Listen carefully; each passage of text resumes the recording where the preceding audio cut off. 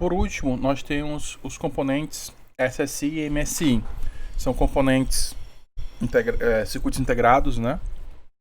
De pequena escala de integração ou média escala de integração. Esses componentes eles já têm uma lógica fixa, né? Limitada, né? E um exemplo deles é a família 7400, né? TTL. A gente utiliza bastante nas disciplinas de eletrônica digital, na graduação.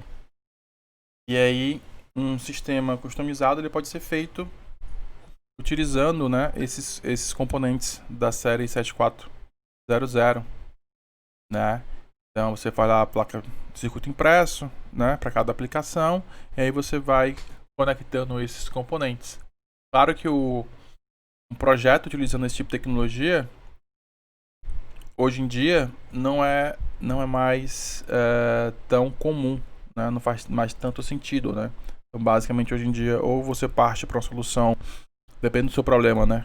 Com microcontroladores, ou microprocessadores, ou com FPGAs, ou dependendo da sua escala, né, de venda, você parte para um ASIC, né? O ASIC não faz tão parte da nossa realidade aqui, mas ele é uma opção também. E aí vamos ver um pouquinho de comparação em relação à área, velocidade, potência e custo, né, dessas tecnologias. Então, quando a gente fala em área, né, a gente percebe que o FPGA, o chip, né, ele consome uma área muito maior do que um ASIC, tá?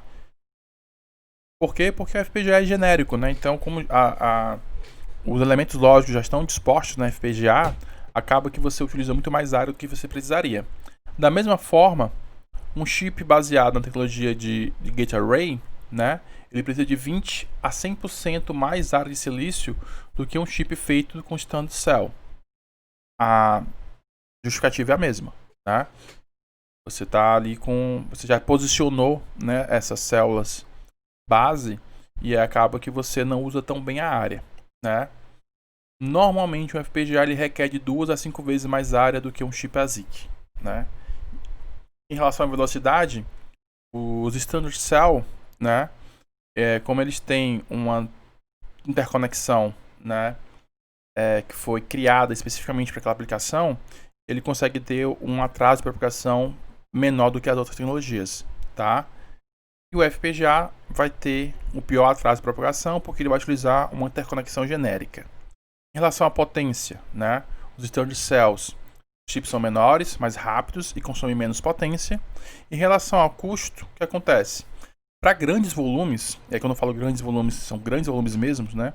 Centenas de milhões de peças, tal, coisas grandes, né? O ASIC ele tem um custo melhor. O problema é que para você iniciar um projeto ASIC, né, tem um custo alto, né? E você tem que amortizar esse custo ao longo do tempo vendendo lá os componentes. Por outro lado, o FPGA, né, ela tem um custo de desenvolvimento menor. Embora o preço por unidade, né, pegar um ASIC com FPGA, se você comparar por unidade, a FPGA é mais cara. Mas você tem um custo de desenvolvimento realmente bem menor. Você não precisa ter um volume grande para você poder fazer um projeto baseado em FPGA. Basicamente, essa é a reflexão que a gente faz em relação a essas 4 métricas, comparando as tecnologias que nós estudamos.